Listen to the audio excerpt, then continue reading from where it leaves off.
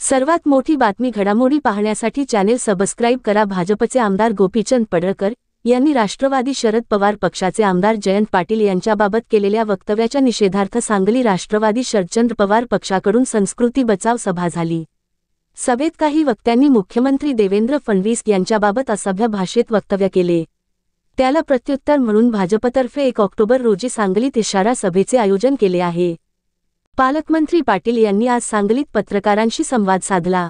ते म्हणाले, 1 ऑक्टोबरला इशारा सभा होणारच आहे, परंतु निसर्गाने रौद्ररूप धारण केले आहे।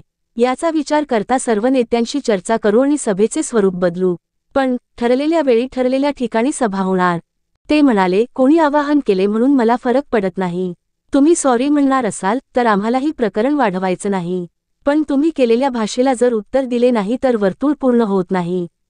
त्यामुळे सभा होणारच। या सभेत अशी एक गोष्ट करणार आहोत की गोपीचंदने काय केले तो विषयच संपून जाईल। राष्ट्रवादी शरद पवार पक्षाच्या सभेत आमदार पडळकर यांना उचलून नेऊ अशी भाषा वापरण्यात आली। त्यावर बोलताना पाटील म्हणाले, बोलता कशाला? हिम्मत असेल तर करून दाखवायचं ना।